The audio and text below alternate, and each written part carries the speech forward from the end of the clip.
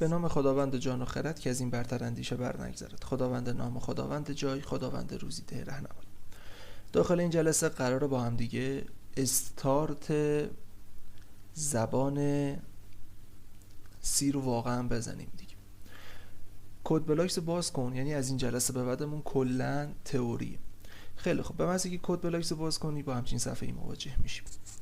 روی ایجاد کردن یه پروژه جدید کلیک کن. اگر این صفحه برای شما نبود، از قسمت فایل نیو پراجکت یکیشو انتخاب کن. خیلی خوب، ما نیو پراجکت رو میزنیم. محیطی که ما میخوایم کد بزنیم کنسول اپلیکیشن هست، داخلش کدمون رو میزنیم. نکس رو میزنم، زبانم رو سی انتخاب میکنم و برای پروژم اسم میذارم. اسمشو میذارم پروژکت شماره 1. پروژکت شماره 1. حواست باشه که تو این قسمت ها هیچ جا فارسی ننویسی که به ارور میخوریم. اوکی؟ با فارسی پس کار نمیکنیم، کلا انگلیسی. حالا خوب گوش کن، تو قسمت های مسیردهی و نام پروژه رو بذاریم. اینجا نوشته که آقا مسیر پروژه رو انتخاب کن، دوست داری کدت کجا سیو بشه. خب من اینجا عرضم به حضورتون توی دسکتاپ آموزش سی. خب و یه پوشه اینجا درست میکنم به نام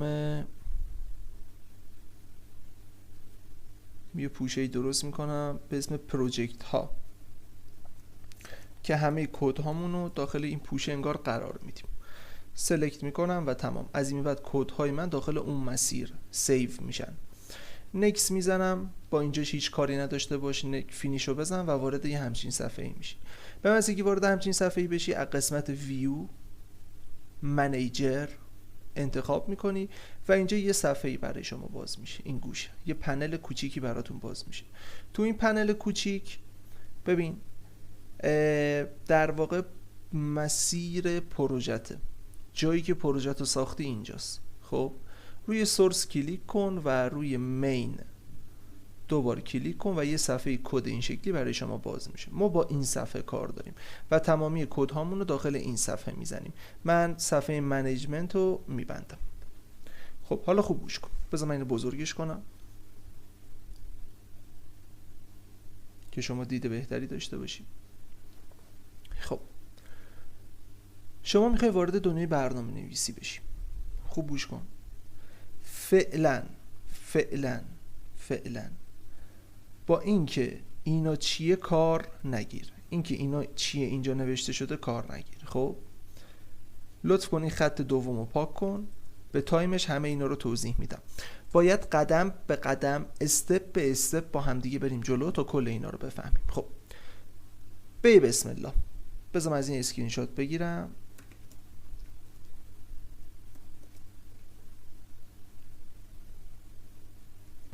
خب من یه اسکرین شات گرفتم که بیام اینجا بتونیم با هم دیگه خیلی راحت صحبت کنیم درباره اینو. ببین عزیز من، نوشتن برنامه داخل زبان سی بسیار بسیار ساده است. کلا کد زنی بسیار ساده هستش. خب شما یادت داخل فلوچارت ها هر سری که میخواستی یک الگوریتمی رو بنویسی، بسم الله چی می نوشتی؟ بسم الله مرحله 1 چی می نوشتی؟ مرحله 1 همیشه می نوشتی شروع، یادته؟ خب در واقع نقطه شروع در کدزنی،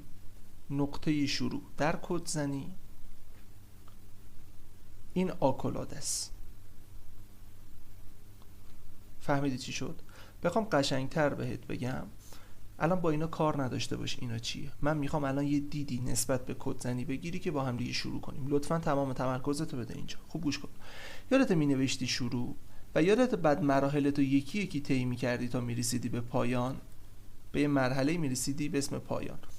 مثلا فرض کن الان میخوام الگوریتم یه برنامه‌ای رو بنویسم که کارش اینه فقط یه پیغامی به نام هلو ورلد رو به کاربر نمایش بده. خب میگیم شروع کن کامپیوتر 2 یه پیام رو به نفر نشون بده. نفر کیه؟ کسی که پشت سیستم نشسته. خب پیام یا متن هلو ورد رو، سلام جهان رو به کاربر نمایش بده و میخوام بعد از این مرحله برنامه من به پایان برسه. خوب گوش کن دارم چیکار میکنم. به پایان برسه. یادت همچین الگوریتمایی رو مینوشتی دیگه؟ میگی آره یادمه، مگه میشه یادم بره، کلی تمرین کردم سرش. خب نقطه شروع برنامه نویسی، گوش کن، نقطه شروع برنامه نویسی هر وقت که تو می نوشتی مرحله 1 شروع کن، منظورمون این قسمت بوده. این در واقع همون مرحله 1 بهش میگن شروع. این مرحله چنده؟ 1 بهش میگیم شروع. خب پس انگار من کارهای اصلی، یا قشنگتر بهت بگم کدهای اصلی، اون الگوریتمی که برای من مهمتر از همه است، اون مراحل مهمم رو بین نقطه شروع و پایان می نویسم. ببین همین شکل دیگه. من قصدم اینه هلو ورد رو چاپ کنم، به کاربر نمایش بدم. خب اون مرحله مهمه بین نقطه شروع و پایان نوشته میشه. آها، پس حالا که اینو متوجه شدی، پس بذار من اینو پاکش کنم.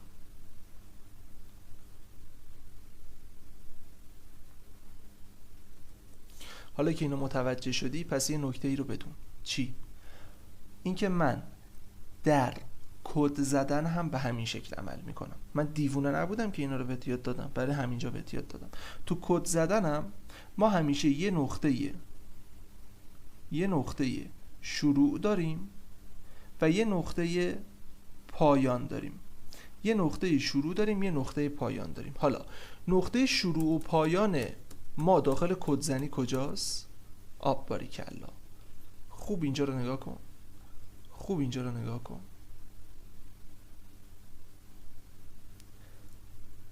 به این آکولادی که اینجا بسته شده میبینی؟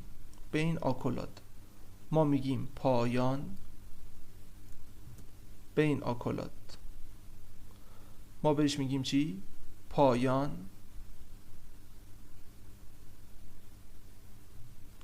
و به این آکولادی که اینجا باز شده بالاش نوشته شده اینت مین، نوشته شده از اینت مین، ما به این آکولاد اینجا میگیم شروع. پس این نقطه شروع، اون نقطه پایان. چی شد؟ دوباره گوش کن. من هر کدی رو که بخوام بزنم یا هر الگوریتمی رو که بخوام پیاده سازی کنم، اول از همه یه نقطه شروع دارم و در انتهای برنامه‌ام یه نقطه پایان دارم. داخل کدزنی هم همینه. داخل کدزنی به این آکولادی که بازه، به اینجا ما میگیم نقطه شروع و به این آکولادی که اینجا بسته است میگیم نقطه پایان.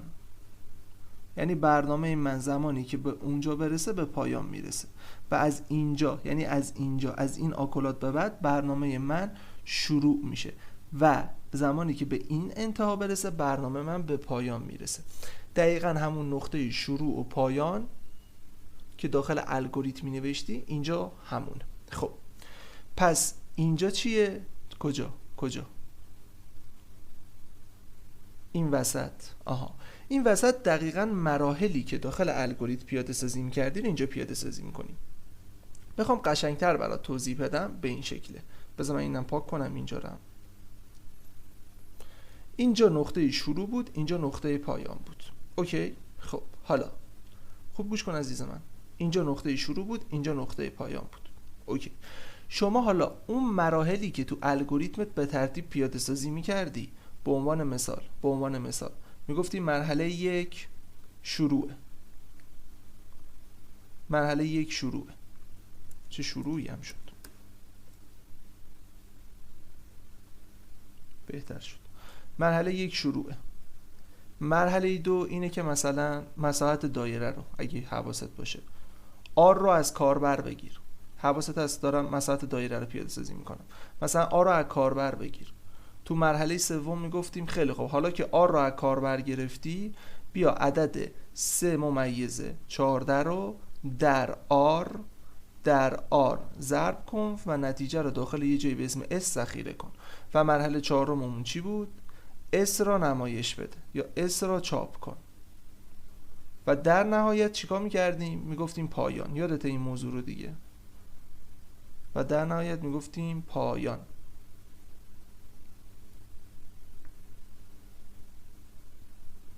خب برای چی الان اینو دوباره نوشتم؟ برای اینکه بدونی آقا من هر الگوریتمم یه شروع داره یه پایان داره، پس هر برنامه‌م یه نقطه شروع دارم یه نقطه پایان دارم و کدهای اصلیم، دستوراتی که مد نظرم هست، به ترتیب باید بین شروع و پایان بنویسم. آها، یعنی تو میخوای اینو بگی اینجا بی خیال این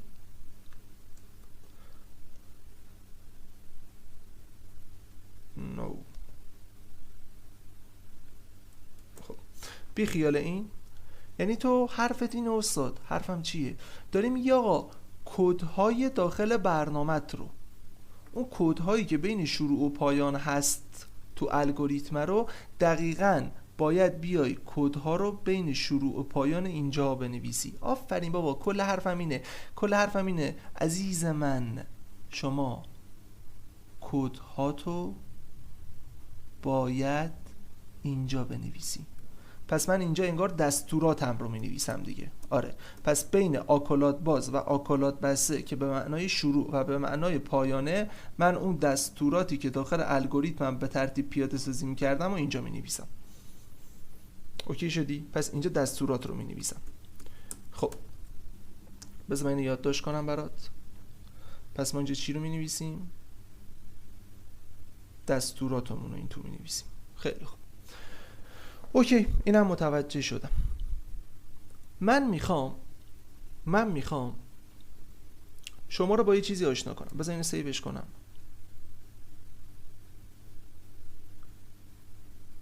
این میشه سیو جلسه چندمون میشدیم؟ خاطر ذهنیتی ندارم متاسفانه، ولش کن. خب بعداً اوکیش میکنم تو همون جلسه. حالا من میخوام چیکار کنم واسه تو عزیز؟ خوب گوش کن. شما هر وقت یه برنامه ای رو که پروژه جدیدی که ایجاد میکنی، این خط کدها به صورت پیش‌فرض برای شما نوشته شد. شما فعلا با آکولات باز و با آکولات بسته و آکولات باز آشنا شدیم.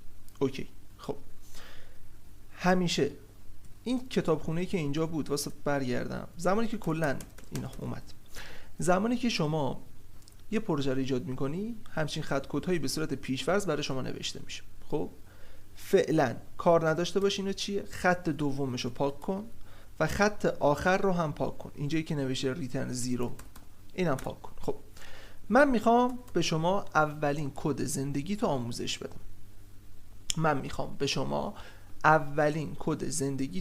بدم. چه کدی استاد؟ آها، خب یه نیو بیا بزنیم. خوب گوش کن. ببین، هر وقت بخوای به کاربر چیزی رو نشون بدی، ما یه دستوری داریم تحت عنوان پرینت اف. حواست باشه همشون حرف کوچیکن. زبان سی به حرفهای کوچیک و بزرگ حساسه. یعنی اگه اینو پی بزرگ بنویسی شاید یه چیز دیگه بشه. پس حواست باشه دستوراتی که الان داری یاد میگیری همشون به حرفهای کوچیکن. خب پرینت اف از اسمش مشخصه قراره چی کار کنه. پرینت یعنی چی؟ یعنی نشون بده، چاپ کن. پرینت اف در واقع میگیم، خوب گوش کن، در واقع میگیم آی زبان سی میگه جانم نشون بده. میگه چی رو نشون بدم؟ آها، پرانتز باز پرانتز بست. به کاربر من یه چیزی رو نشون بده. فرض کن مثلا من میخوام یه متن رو به کاربر نشون بدم. خب همینجا استوب. پس کار این دستور چیه؟ نشان دادن، چاپ کردن. این در واقع این دستور کارش پرینت کردنه. به کاربر یه چیزی رو نشون میده. من اسمشو میذارم نشون میده. کار این تابع نشون دادنه. کار این تابع نشون دادن. حالا فرض کن من میخوام متن رو به کاربر نمایش بدم، یه متنی رو میخوام به کاربر نمایش بدم. مثلا میخوام به کاربر نمایش بدم hello world، یا نه میخوام به کاربر نمایش بدم سلام خوبی. به کاربرم میخوام یه متنی رو نمایش بدم، یا مثلا نمایش بدم که سلام من امیرم، یا اسم خودم رو میخوام به کاربر نمایش بدم. خوب گوش کن، اون چیزی که میخوای نمایش بدی اگر متن باشه، چی باشه؟ متن باشه. یعنی چی؟ یعنی از متن چیه؟ از کنار هم قرار گرفتن تعدادی حرف متن ساخته میشه. خوب گوش کن، من متن رو بیارم برات معنی شو. ما به چی میگیم متن؟ ما به چی میگیم متن؟ ببین، ما به امیر میگیم متن، به محمد میگیم متن. این رو کم فاصله بدم کار دارم چون. به سلام میگیم متن، حتی به سلام خوبی هم، سلام خوبی هم با علامت سوالت رو تنگیش بذاریم بهش میگیم متن. آها، یعنی منظور تو اینه هر وقت که یه سری کاراکتر، یه سری حرف مثل A, M, I, R کنار همدیگه قرار بگیرن تشکیل متن رو میدن. آفرین. توی زبان C و کلا در برنامه نویسی به متن میگن رشته. چی بهش میگن؟ رشته. بهش چی میگن؟ رشته. قشنگترش اینا خارجکی متن میشه استرینگ. پس انگار هر وقت که اسم استرینگ یا رشته میاد انگار منظورشون اینه که یه سری حرف کنار همدیگه قرار گرفته باشن. اوکی؟ این معنی متن میده. خب هر وقت بخوای به کاربر یک رشته یا یک استرینگ رو نمایش بدی، فارسیش میشه چی؟ یه متنی رو نمایش بدی، به این شکل عمل میکنی. داخل زبانهای برنامه نویسی کلن یادت باشه، کلن تو هر زبانی استرینگ یا رشته رو بین دو تا دابل کوتیشن قرار میدن. استرینگ یا رشته رو بین دو تا دابل کوتیشن قرار میدن. یعنی این نشانه این هست که این چیزی که بین این دو تا دابل کوتیشن من دارم می نویسم اینا کنار همدیگه باید قرار بگیرن. اینا حرف هایی هستن که کنار هم قرار میگیرن و تشکیل حالا یک کلمه یا تشکیل یک متن رو به من میدن. خب برگردیم به اینجا. من میخوام به کاربر نشون بدم. آقای زبون سی میخوام به کاربر نشون بدی. میگه باشه، دستور پرینتف رو بنویس. میگی نوشتم. حالا داخل پرانتز باز و بسته اون متن تو میزنی. خب چی رو مینویسی؟ متن تو مینویسی. چی رو مینویسی؟ استرینگ تو مینویسی. چی رو مینویسی؟ رشته رو مینویسی. آها استاد فهمیدم. تو الان به من یاد دادی، گفتی داخل زبانهای برنامه نویسی بخوای متنی رو بنویسی حتما باید بین دابل کوتیشن بنویسی. آفرین به تو. خب به عنوان مثال من میخوام داخل این متن بنویسم سلام. آی زبان سی، بله، به کاربر نمایش بده. نگاه کن، پرینتف کن، یعنی به کاربر نمایش بده. پرانتز باز و بسته. چی رو نمایش بدم؟ اون چیزی که بین این دوتا دابل کوتیشن بهت می نویسم رو به کاربر نمایش بده. چشم، نمایش می دهم. آیا امر دیگه‌ای با من داری؟ دستور دیگه‌ای به من داری که بدی؟ زبان سی داره بهت میگه تو برای اینکه به زبان سی بفهمونی داداش من دیگه با تو کاری ندارم، من دستورم رو بهت دادم و سلام نامه تمام نقطه ویرگول جلوی دستورت میذاری. این به چه معناست؟ این به این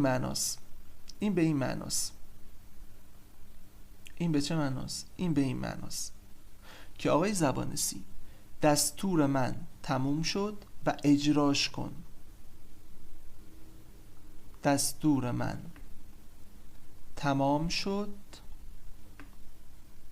و اجرا کن. این به این معناست. خب بیا بریم به کاربر یه سلام رو نمایش بدیم با هم دیگه. خب از این به بعد پس میخوای کد بزنی، هر وقت که یه پروژه رو ایجاد کنی این چیزا واسه تو این چند تا خط کد برای تو میاد بالا. خب کلا 8 تا خط کده. خط دومش رو باش کار نداریم، پاک کن. بعد از نقطه شروع و قبل از نقطه پایان هم هر چی هست پاک کن. یعنی اینو پاک میکنم و اینم پاک میکنم. من هر کدی که بخوام داخل زبان سی اجرا کنم و دستوری رو اجرا کنم یا نه هر کدی رو که بخوام بزنم باید بین نقطه شروع و نقطه پایان بزنم، یعنی دقیقا همین وسط. خب حالا خوب گوش کن. این که اینا چیان، این خط و این خط، ثبت کن، مرحله به مرحله با هم دیگه میریم جلو. خب آقا بله من میخوام به کامپیوتر چیزی رو نمایش بدم. نه این لفظ قشنگ نیست، بذار اینطوری بگم. آیا زبان سی میگه بله به کاربر نمایش بده. خب میگه دست به کد شو، من فقط با کد متوجه میشم تو میگی تو چی میخوای به من بگی. خب پس میگم پرینتف کن، میگم به کاربر نمایش بده، پرانتز باز و بسته یادت نره. خب این دستوریه که به این معناست که به کاربر من نمایش بده. زبان سی الان تو میپرسه چی رو نمایش بدم، میخوام یه متن رو نمایش بدی، یه استرینگ نمایش بدی. چی نمایش بدم؟ استرینگ نمایش بدی. آها چون میخوای استرینگ نمایش بدی حواست باشه متن رو باید بین 2 تا دابل کوتیشن بنویسی ها. میگم باشه اوکی حل، خیال تخ. خب مثلا میگم کلمه سلام رو به کاربر نشون بده و از نگاه کن این متنی که میخوای به کاربر نشون بدی رو باید بین 2 تا دابل کوتیشن، دیدی یه دابل کوتیشن اینجا گذاشتم، یه دابل کوتیشن هم اینجا گذاشتم. جاش کجاست؟ شما شیفت G یا شیفت K رو بگیری دابل کوتیشن برای شما میذارم. بذار من اینو پاک کنم. ببین ما به این یه دونه میگیم تگ کوتیشن، به این میگیم دابل کوتیشن. حواست باشه ما الان با دابل کوتیشن کار داریم. چرا با دابل کوتیشن کار داری؟ چون میخوام متن به کاربر نمایش بدم و طبق قوانین متن باید بین دابل کوتیشن باشه.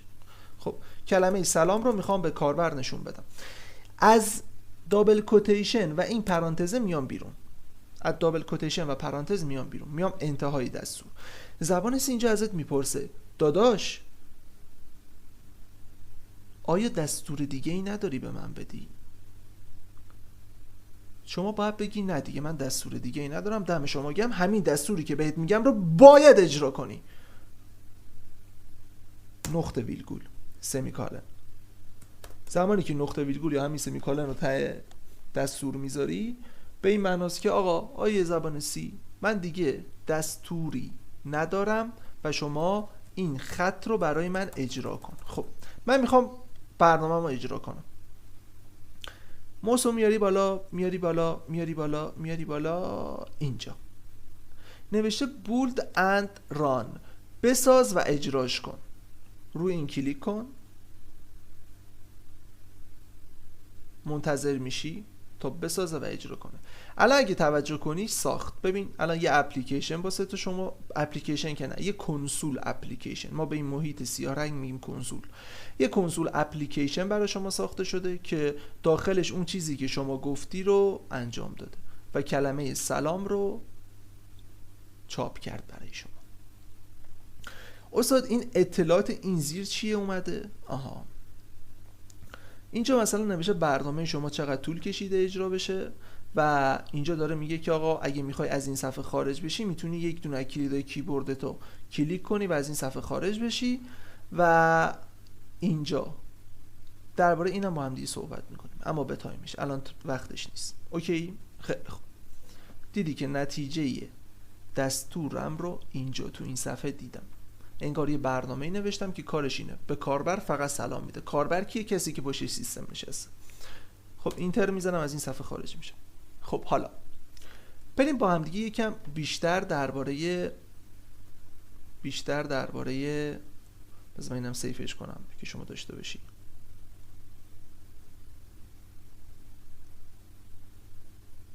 فعلا تو آموزش سی بریز. این میشه عکس دوم من تا این رو درستش کنم. خب بریم یکم بیشتر درباره اون صفحه‌ای که گفتم اطلاعاتش تکمیل تر میکنم برات بگم. عکس رو کجا ذخیره کردیم؟ اینجاست. خب من فهمیدم این نقطه شروع، این نقطه پایان، و من متوجه شدم به عنوان مثال اگه دستوری رو بخوام اجرا کنم باید بین نقطه شروع و پایان بنویسم. و یکی از این دستورهایی که الان من استفاده کردم اسمش بود چی؟ اسمش چی بود؟ پرینتف. پرینتف یعنی به کاربر پرینت کن یه چیزی رو، برای کاربر یه چیزی رو نشون بده. خب پرانتز باز، پرانتز بسته. چی رو نشون بدم؟ چی رو نشون بدم؟ مثلا میگم که بیا کلمه سلام رو به کاربر نشون بده. خب از پرانتز میام بیرون، از دابل کوتیشن هم میام بیرون، میام انتهای دستور هم می‌نویسم نقطه ویرگول. یعنی آقای زبان سی، آقای زبان سی، من کارم با این دستور تموم شده. هر وقت به این دستور برخورد کردی اجراش کن. پس این یعنی این که چی؟ این به چه معناست؟ این به این معناست دستور من به پایان رسید و اجراش کن. خب این به این معنا. حل. حالا یادت میاد من داخل الگوریتم یه مبحثی رو برای شما بازگو کردم. اسم اون مبحثه بود چی؟ این که آقا من اگر این کامپیوتر باشه میتونم به کامپیوترم یه سری ورودی وارد کنم و از کامپیوترم یه سری نتایجی رو به عنوان خروجی بگیرم. یادت این موضوع رو ورودی خروجی رو توضیح داده بودم بهت؟ آره یادم. خب به نظر تو این دستور خروجی نیست؟ چرا بهش میگی دستور خروجی؟ چون یه چیزی رو داره به کاربر نمایش میده، یه نتیجه‌ای رو داره به کاربر نمایش میده، داره کلمه سلام رو به کاربر نمایش میده. آها چرا؟ پس میشه جزء خروجی ها در نظرش گرفت. بله میشه جزء خروجی ها در نظرش گرفت. خب یه چیزی رو کلا بدون، من زمانی میتونم از این دستور استفاده کنم، این یکی از دستورات ورودی خروجیه و دقیق ترش اینه یکی از دستورات خروجی، این بزرگواری یکی از دستورات خروجی. خوب گوش کن، بذار این شکلی بگم. میخوام با یه مفهومی آشنات کنم در واقع به نام کتابخانه. اینو فهمیدی دستور خروجیه؟ الان بهت میگم، ادامهشو میگم. با یه مفهومی به نام کتابخانه میخوام آشنات کنم. منتها قبلش مجبورم یه سری چیزا برای تو بچینم اینجا. ببین عزیز من، فرض کن داخل این پوشه من فکر کنم هیچی نیست، درسته؟ آره هیچی تو این پوشه نیست. خیلی هم عالی. خوب گوش کن، میخوام چیکار کنم. ببین من این لوگو هست اینجا، این اجرا نشه، این مال شرکتیه و زور درد سر میشه. مثلا این این عکس بهتر. من میخوام به این عکس که اسمش هست UI تموم دسترسی پیدا کنم، میخوام بازش کنم. من باید چیکار کنم؟ خب میگی چه سوال مزخرفی داری میپرسی. تو مرحله یکی اینه که وارد این پوشه بشی. آها وارد یه پوشه ای بشم. اوکی. خب بعدم هیچ چی دیگه از این محتویاتی که اینجا هست استفاده کنی دیگه. حالا یا میخوای بازش کنی یا میخوای جایی بریزیش یا میخوای حذفش کنی، هر کار دلت بخواد میکنی. در واقع شما میخوای از این عکسی که اینجا گذاشتی بالاخره استفاده کنی دیگه. شما زمانی میتونی از این عکس استفاده کنی که وارد این پوشه بشی. خب میگم ای درود به شرفت. خب چه ربطی داشت استاد الان به مبحث کتابخونه؟ بذار الان بهت میگم. خوب گوش کن. ما داخل زبان C جهت ورودی گرفتن، مثلا یادت میگفتی شعار رو از کاربر بگیر یا نامبر رو از کاربر بگیر، یعنی اینکه از کاربر یه چیزی رو بگیر وارد برنامه کن، وارد کامپیوتر کن. جهت گرفتن ورودی یا جهت نمایش خروجی یا خروجی دادن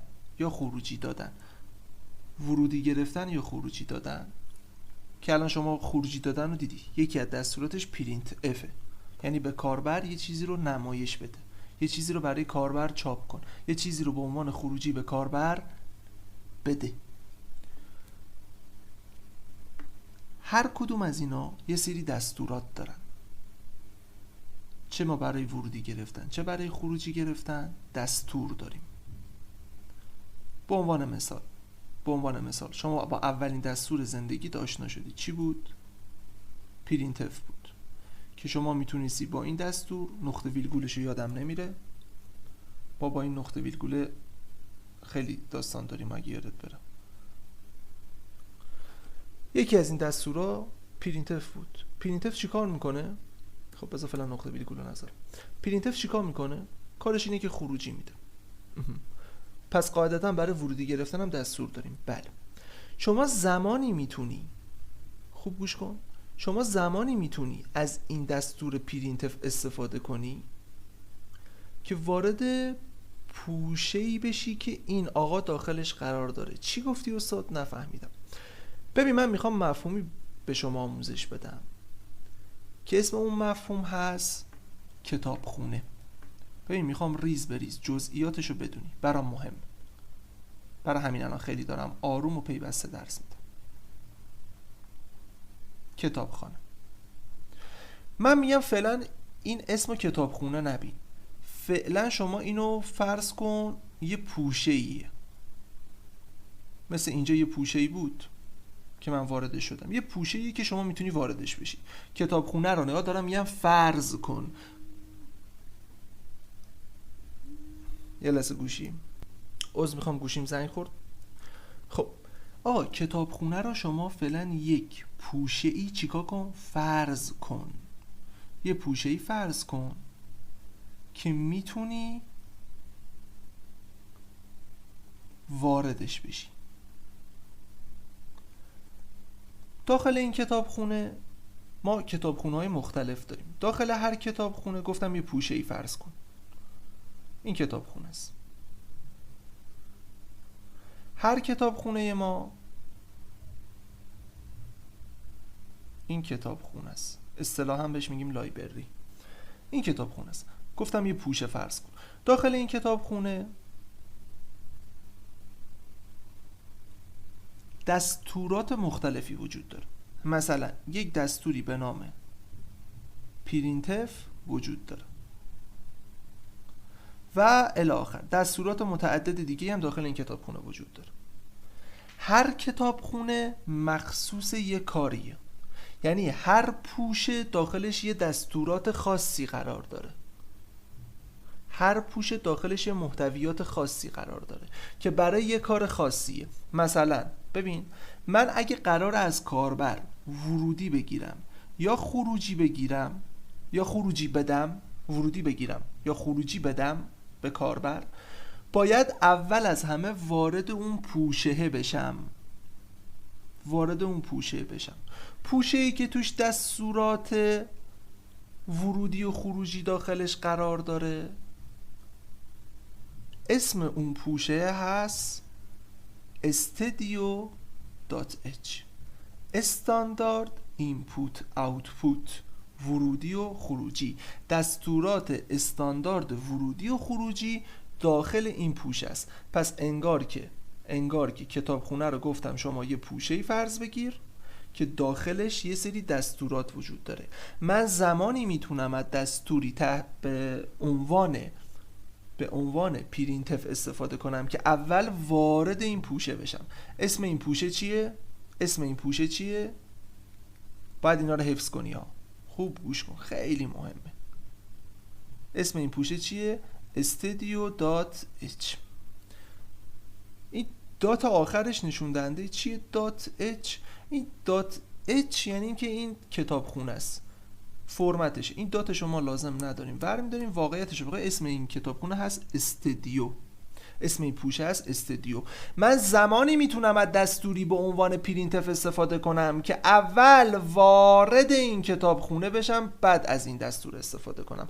اگر وارد کتابخونه استدیو.h یعنی استاندارد اینپوت آوتپوت نشم، یعنی کتابخانه‌ای که شامل دستورات استاندارد ورودی خروجی نشم، نمیتونم از دستوری تحت عنوان پرینتف استفاده کنم. خب حالا یعنی چی؟ الان تو کجا وارد پوشه شدی؟ من نمیبینمت. این خط اول رو میبینی؟ من این خط اول الان پاک میکنم. ببین برنامه تو اجرا میشه یا نه. اجراش میکنم. خب من کامپایلرم رو چیز دادم، چی اسمش، تنظیماتش رو به هم ریخته بودم که مثلا گفتم به در واقع واقعیتش رو بخوای این شکلی عمل کردم. گفتم آیه تنظیماتش رو رفتم درست کردم. گفتم که آقا مثلا اگه از یه دستوری استفاده کردم که داخل این کتابخونه ها نبود، یعنی کتابخونهش این بالا نبود، خودت به طور خودجوش برو اون کتابخونه رو بیار. من این کارو کردم. من باید این تنظیمات درست میکردم، بعد آموزش میدم و عذرخواهی میکنم بابت این کار. خب بذار من یک کامپایلری بیارم که تنظیماتش اوکیه، بهت اینو نمایش بدم. خب قبل از اینکه بیام برم داخل یک کامپایلر دیگه بهت نمایش بدم، کلا کد بلاکس انگار تو ورژن جدیدش، چون رفتم تنظیماتم هم نگاه کردم، اوکیش کرده بودم. خب خوب گوش کن. کد بلاکس اومده تو تنظیمات جدیدش، اومده گفته که مثلا کاربر من کد بلاکس این کارو کرده، این اشتباهه. ولی گوش کن، تو قانونیشو یاد بگیر، چون شما همیشه با کد بلاکس قرار نیست کد بزنی. فعلا یه محیط آسونی به اسم کد بلاکس من معرفی کردم که تو راحت تر بتونی توش تکون بخوری. خوب گوش کن. الان این دستور رو کد بلاکس میاد نگاه میکنه که داخل چه کتابخونه ای هست و اگر کتابخونه رو خودش به صورت پیش‌فرض داشته باشه، مثلا خودش هوشمندانه میاد نگاه میکنه که این داخل یه کتابخونه یا داخل یه پوشه‌ای به اسم استدیو.h و خودش وارد اون کتابخونه میشه و شما بدون ارور اینو اجرا میکنی. ولی واقعیتش رو بخوای این خط کد مشکل داره. حالا صبر کن من یه دونه کامپایلر نصب کنم. خب اینجا رو نگاه کن. من الان یک کامپایلر C++ یا اسمش کامپایلر C++، اما زبانی که انتخاب کردم زبان C، از داخل یه سایتی اومدم به صورت آنلاین آوردمش بالا و الان با هم دیگه استفاده میکنیم. میخوام اینو متوجه بشی که بسیار مهمه. بگو چرا اونو پاک کردی؟ اب نداره. ببین من اومدم این کتابخونه این خط رو پاک کردم، یادته؟ اینو پاکش کردم و حتی اینم پاک کردم. چرا؟ چون ما داخل برنامه نویسیمون یه نقطه شروع داشتیم، یه نقطه پایان داشتیم، بین اینا باید کدمون رو مینوشتیم. خب حالا خوب گوش کن. من بهش گفتم که آقا بیا برای من نمایش بده، بیا برای من نمایش بده، یا به کاربر من چیزی رو خروجی بده. چی رو خروجی بده؟ مثلا کلمه سلام رو به کاربر نمایش بده، نقطه ویرگول. من این الان اجراش میکنم، رانش میکنم. خب خوب نگاه کن، این خط رو ارور گرفته. نگاه کن، اومده گفته آقا تو خط 14، خوب گوش کن، اصلش این شکلی بود. کد بلاکس اومده هوشمندانه یکم داره عمل میکنه. این برای نفرات مبتدی این کارو کرده، ولی خب اشتباه داره میکنه به نظر من. نفر مبتدی من باید از همون به بسم الله عادت کنه به این ارور. خوب گوش کن. من میخوام از دستور پرینتف استفاده کنم. زمانی که اجرا میکنم ای بابا داره به من گیر میده. چی میده؟ میگه آقا شما باید اینکلود کنی، یعنی باید وارد بشی به پوشه‌ای به اسم استدیو.h تا بتونی دستوری به عنوان پرینتف رو اجرا کنی. باز این کامپایلر هم یکم هوشمندانه داره عمل میکنه، داره آدرس چی رو بهت میده؟ آدرس این دستور رو بهت میده کجاست. در واقع اصلش این شکلیه، به شما میگه آقا من دستور پرینتف رو نمیشناسم، دیفاین نشده برای من، تعریف نشده برای من. برای اینکه بتونی از این دستور پرینتف به درستی استفاده کنی، بریم تو محیط خودمون، برای اینکه بتونی از این دستور پرینتف بدون ارور و به درستی استفاده کنی، باید اول از همه وارد اون پوشه‌ای بشی که این دستور داخلشه، که اینجاست بحث کتابخونه ها پیش میاد. ما هر کتابخونه‌ای، ما یه سری کتابخونه ها داریم که برای کارهای خاص ساخته شدن. مثلا کتابخونه studio.h پوشه‌ای است، کتابخانه‌ای است که دستورات ورودی خروجی توش قرار داده. و اینم بدون ما در تمامی برنامه‌هایمان، خوب گوش کن، در تمامی کدزنی‌هایمان، در تمامی برنامه‌هایمان یا می‌خوایم به کاربر یه چیزی رو نشون بدیم یا از کاربر یه چیزی رو بگیریم یا همزمان این دوتا کار رو بکنیم. پس همیشه خدا نیاز به این کتابخونه داریم. اوکی شدی؟ همیشه خدا نیاز به این کتابخونه داریم. پس من چیکار میکنم؟ برای اینکه این دستور پرینتف هم اجرا بشه، نکن قبل از اینکه برنامه تو شروع کنی، قبل از نقطه شروع برنامه، یعنی قبل از این دوتا، میای بالای بالا خط اول، بالای بالا خط اول میگی هشتگ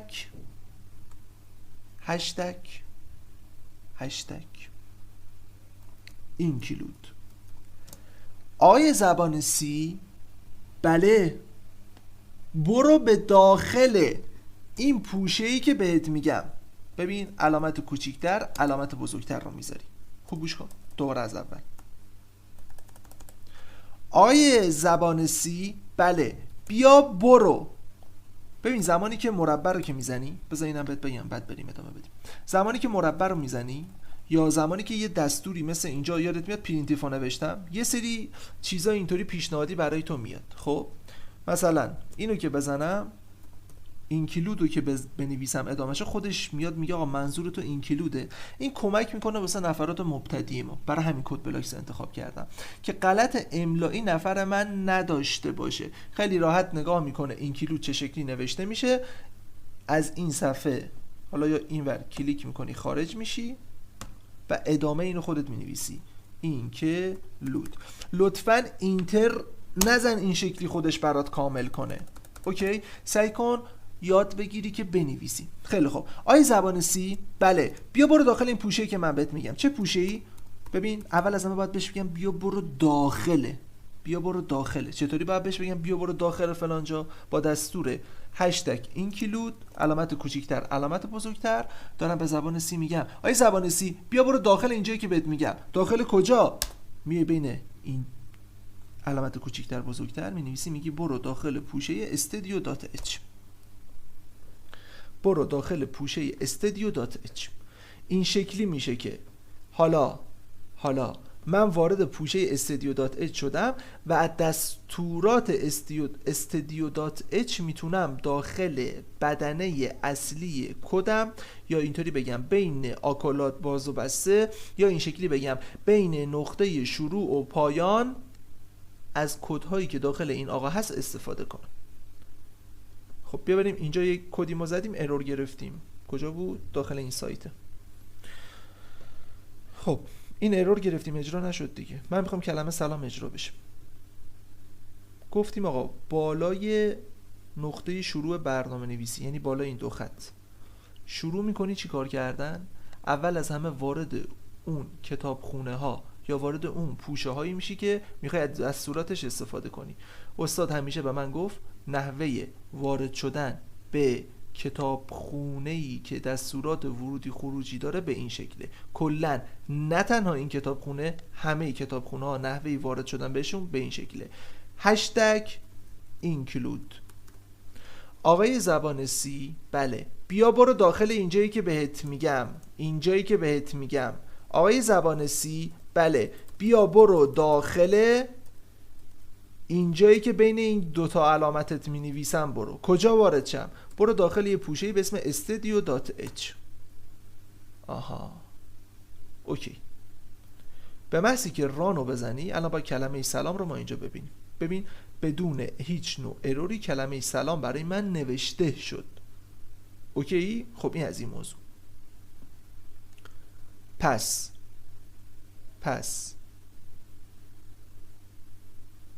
پس من هر وقت بخوام کدی رو اجرا کنم، از این به بعد هر پروژه ای رو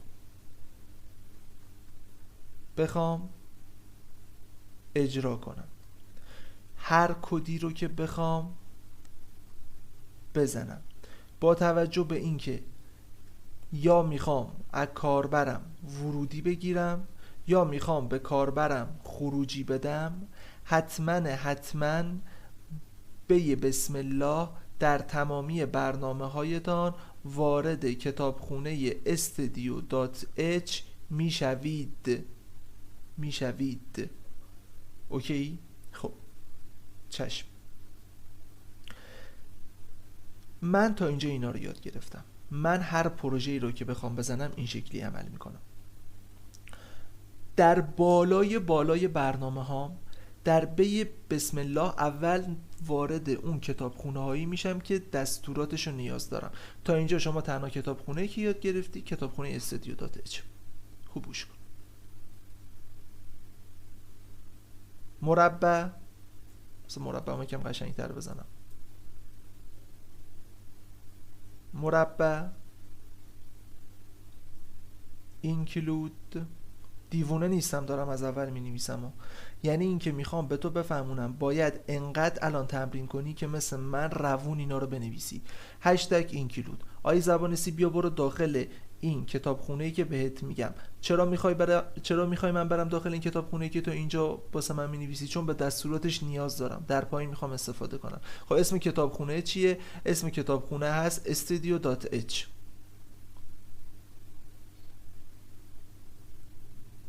خب اینجا یه توضیح ریزم برات مینویسم که این کتابخونه کارش چیه. اینجا واسه فارسی مینویسم. این کتابخونه ایه که من واردش میشم تا از دستورات ورودی و خروجی که داخلش هست بتونم استفاده کنم.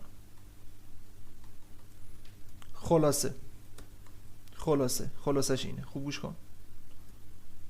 ما به این بزرگوار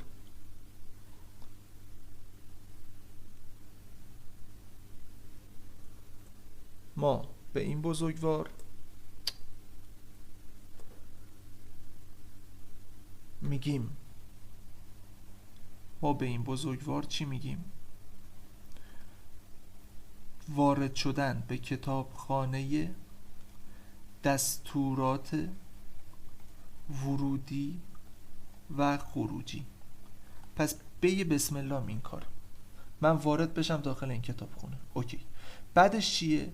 بعدش چیکار میکردیم تو الگوریتممون؟ همیشه میگفتیم شروع و پایان رو میسازی. شروع پایان ساختن چه شکلیه؟ به این شکله. داخل زبان سی به این شکله. اینتیجر، اینت به معنای اینتیجر، اینت مین پرانتز باز پرانتز بسته، آکولاد باز آکولاد بسته. بهت گفتم که این بزرگوار، این دو خطی که شما پشت سر هم می نویسی به معنای نقطه شروع برنامه نویسی من هست و این بزرگواری که اینجا داری می نویسی به معنای پایان هست. پس من میام کجا کدها رو وارد میکنم؟ بین آکولاد باز و آکولاد بسته، دقیقا این وسط. دستورایی که مورد نیازمه رو این وسط می نویسم و حواسم هست با هر دستور که کارم تموم شد انتهاش نقطه ویرگول میذارم.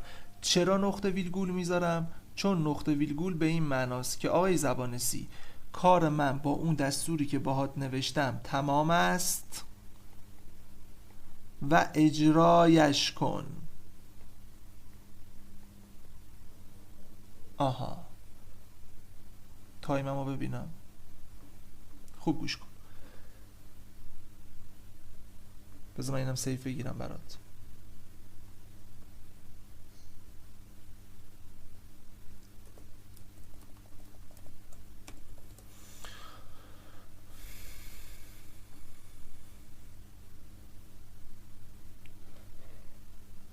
وارد این عکس میشیم دوباره.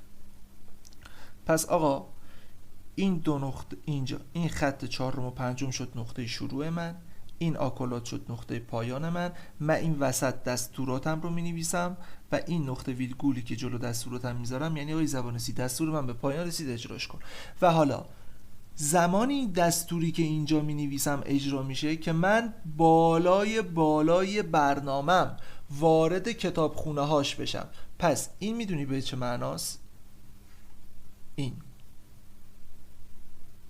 اینجا من اسم کتابخونم رو میارم که این دستورات داخلشه و اینجا که زمانی که می نویسم هشتگ اینکلود علامت کوچیکتر بزرگتر یعنی بیا برو داخل این کتابخونه که اینجا اسمتو میارم آی زبانسی، وارد این کتابخونه بشو و دستوراتی که داخل این کتابخونه است احتمالاً من بین شروع و پایان برنامه‌ام ازش استفاده کنم. پس اینجا رو ما چی می نویسیم؟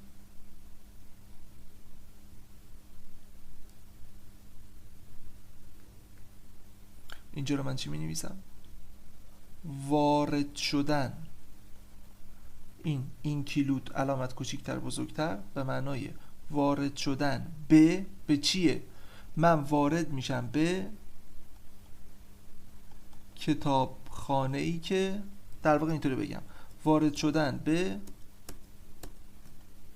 پوشه ای که دستورات ورودی و خروجی داخلش قرار داره. خب ادامه بدیم.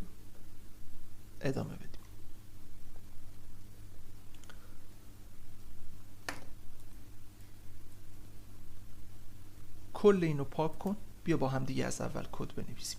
دیگه شما تمامی نقاط برنامه تو میشناسی.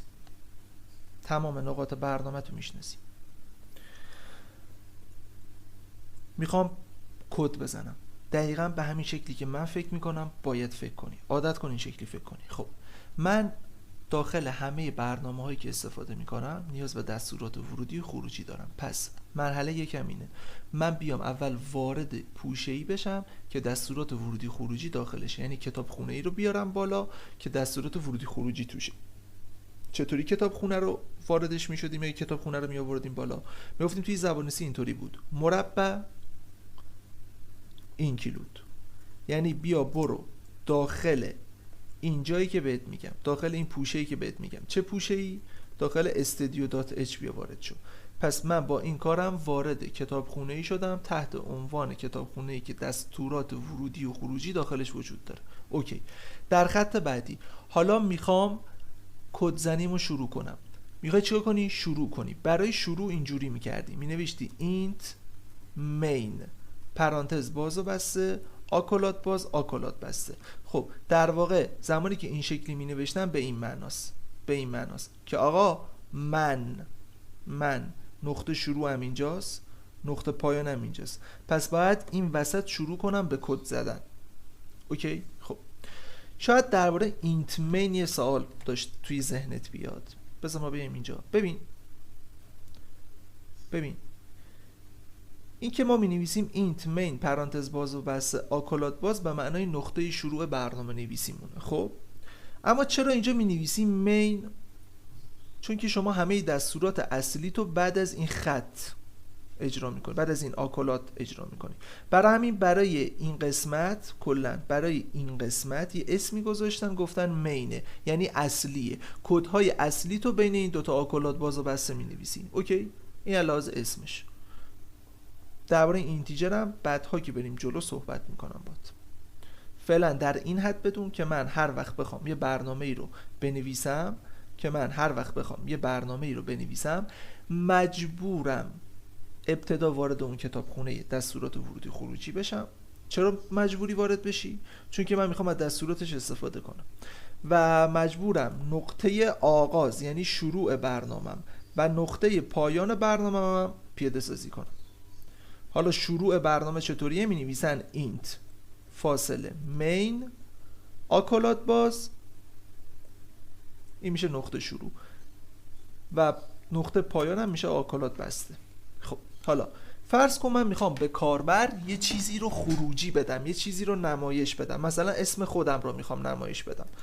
خب حواسم هست همشو با حرف کوچیک بنویسم. میگم آی زبان سی به کاربر برای کاربر چیزی رو پرینت کن، پرینتف کن، یه چیزی رو به کاربر نشون بدم. من جات بودم هر وقت هر دستوری رو مینوشتم تهش نقطه ویرگول میذاشتم.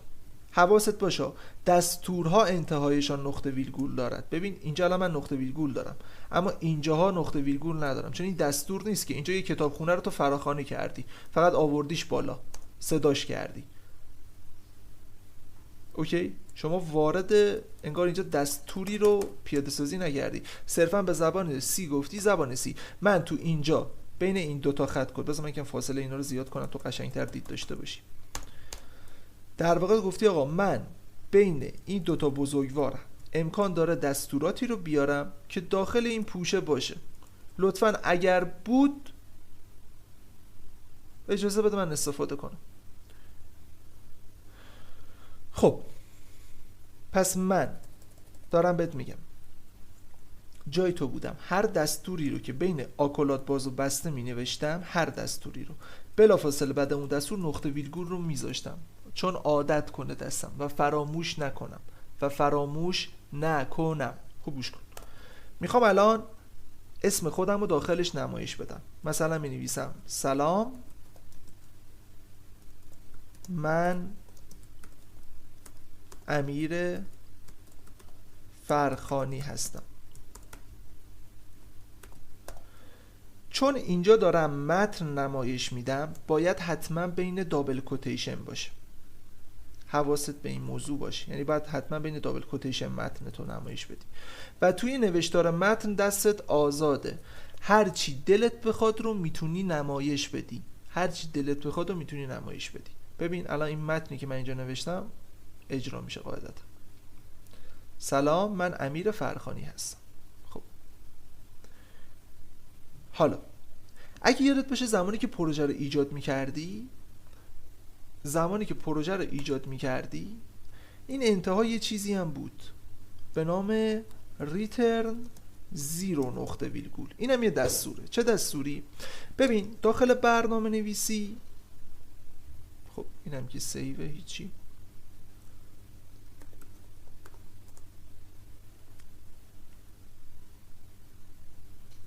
داخل برنامه نویسی به این شکله که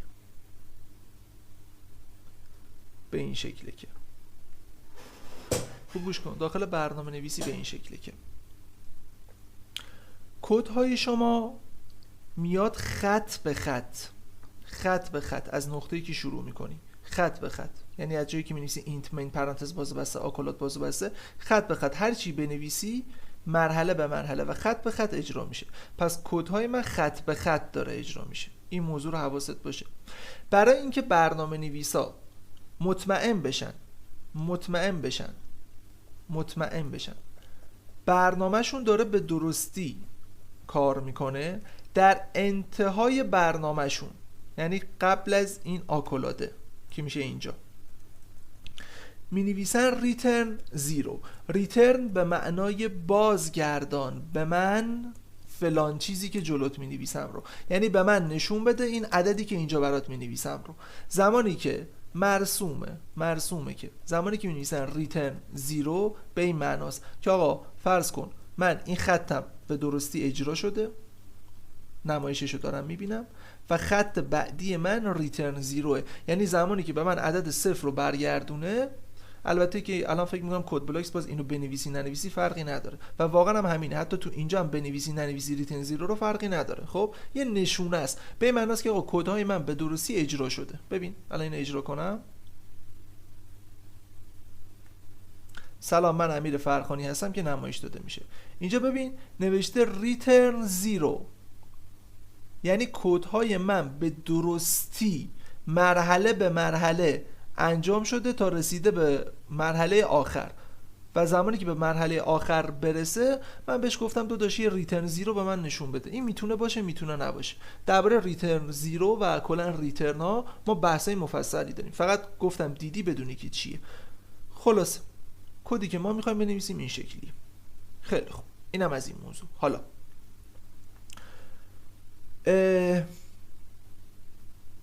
برای این جلسات کافیه. تمرین بهت میدم. خوب گوش کن چی بهت میدم. 1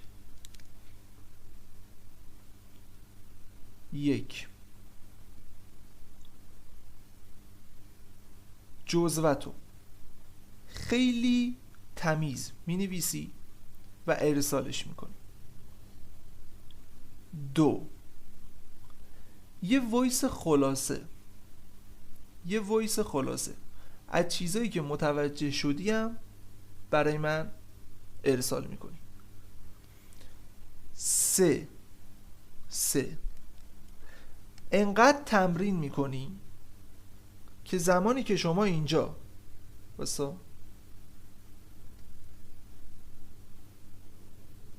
زمانی که یه پروژه رو شما ایجاد میکنی به همچین خط کدایی برمیخوری. انقدر تمرین میکنی بعد از هر بار که یه پروژه رو ایجاد میکنی و کنترل آ رو که میزنی کل اینا سلکت میشه و اینا حذفش کن، خودت شروع میکنی به زدن این کدها. انقدر میزنی این کدها رو که روون بشه دستت. ببین مثل من میگم آیه پایتون بیا وارد یک پوشه‌ای بشو به اسم studio.h وارد این کتابخونه بشو. حالا میخوام کد بزنم، پس مجبورم نقطه شروع برنامه‌مو رو درست کنم. این نقطه شروع اونم نقطه پایان. حالا کدمو میزنم. میخوام مثلا به کاربر نمایش بدم یه چیزی رو. چی رو میخوای نمایش بدی؟ به عنوان مثال میخوام کلمه یا اسم امیر فرخانی رو به کاربر نمایش بدم. مثل من اینطوری روون بشی. انقدر تمرین میکنی و اینو اجرا میکنی ببینی اروری نداشته باشی. و ندارم. خب انقدر تمرین میکنی پس مثل من چیکار بشه؟ روون بشی. دقیقا مثل من میخوام کد بزنی و انقدر تمرین میکنی که یک گیف 15 ثانیه که نه بیا 30 ثانیه تو 30 ثانیه میخوام این کد رو، یه گیف 30 ثانیه برای من میگیری، یه فیلم 30 ثانیه‌ای برای من میگیری که من ببینم شما نحوه کد زدنت اوکیه. حتی این موضوع هم برای من مهمه. خب پس شما انقدر تمرین میکنی تا روون بشی این موضوعات رو. این از این بحث. خب بیا یه چیزایی هم بهت بگم که بهش برخورد کردی یه وقت چیز نشه. شاید نیاز باشه دوباره به اون صفحه منیجر برخورد کنی. ببین از قسمت ویو میتونی منیجر رو نگاه کنی. از قسمت ویو ما یه چیزی داریم به اسم لاگ. قسمت لاگت فعال باشه. چرا؟ چون که اگه به خطایی چیزی بخوری برات نمایش میده. مثلا نگاه کن من اینجا نقطه ویرگول رو فراموش میکنم، پاکش کردم، فراموش میکنم. به محضی که بزنم کدم اجرا بشه اولا اینجا یه علامت مربع بزرگی میاد میگه تو خط پنجمت ارور داری. بعد میخوای بفهمی ارور چیه. اگه نگاه کردی و متوجه نشدی میتونی لاگو بزنی به سمت، نگاه کن موسو میارم اینجا نگه میدارم میبرم بالا. اینجا به من ارورمو میگه. چی اروری میگه؟ میگه ببین داداش تو خط پنجم یه ارور داری. من انتظار دارم نقطه ویرگول رو قبل از آکولات بذاری. خب میگه خط پنجم اینجاست، قبل آکولات میشه اینجا، منتها میام کد قبل‌تر رو نگاه میکنم، آها میشه اینجا. پس من اینجا نقطه ویرگول نذاشتم، میذارم و ارورم برطرف میشه. اوکی، این از این موضوع. خب و کوچیکترین جایی اگر برات مبهم بود بلا فاصله از من سوالتو میپرسی. این جلسه به شدت برای من مهمه، برای همین خیلی آروم اومدم به درس دادم و ببینم چی کار میکنی دیگه. من منتظر این بزرگواران هستم و کل اینا رو هم برات ارسال میکنم، کل این عکسایی که الان سیو کردم برات. خب این میشه 04 دیگه. خدا نگهدار.